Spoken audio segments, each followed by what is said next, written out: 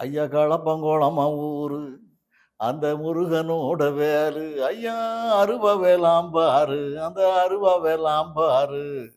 தெற்கு தச திருநவேலி சவகாட்டு பூமியில தன்னன்னனனனனன வாழ்ந்து வந்தா வேலு, நம்ம அருவாதா வேலு. அது ஒரு மாரி அ. டிஃப்ரெண்டா இருந்துச்சு. நல்ல ஒரு ஃபோக்கா இருக்கு. நல்லா இருக்குன்ட்டு, அந்த இத பண்ணலாம் அப்படின்னு சொல்லி நான் அப்போ பிரபு சார் கேட்டப்ப பிரபு சார் டேட்டு ம். கிடைக்கல. "ஐயோ! ம். ம். என்னய்யா இது கும்பகர்ணன் மேல நான் பண்ணிட்டேன். இந்த பேட்டர்ன் பண்ணிட்டேன். எனக்கு வேண்டாம்" அப்படின்னாரு. சரி ரைட் ஓகே. அப்புறம் தேவர் மகன் வந்த புதுசுல நாசர் மேல ஒரு பெரிய எதிர்பார்ப்பு இருந்துச்சு. நல்ல நடிகன். அவருடைய நடிப்பு சூப்பர். மிகப்பெரிய நடிகர். நல்ல மனிதர். அதுலயும் பார்க்கணும்ல. சிலர் நல்ல நடிகரா இருப்பாங்க. கிட்ட போனா கொஞ்சம் டார்ச்சரா இருக்கும்.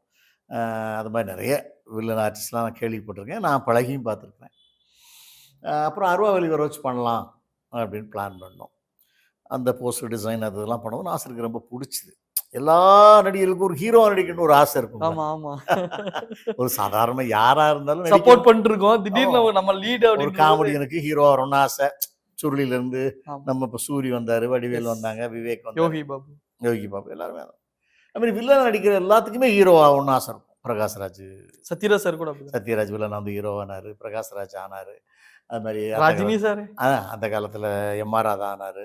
ரஜினி சார் ஆன்டியா பண்ணி அப்புறம் அது எல்லாருக்குமே அந்த ஆசை இருக்கும் இல்லையா? அப்போ நாசர் அப்பர் அவருக்கு கொஞ்சம் இன்ட்ரெஸ்ட் இருந்தது. சரி நல்லாருக்கும். ஒரு ஆக்ஷன், ஃபைட்டு கீட்டு அது இதெல்லாம் வச்சு நல்லா குதிரை கிதிரை வச்சு பண்றதுனால ஒரு பேசிக்கா நல்லாருக்கு.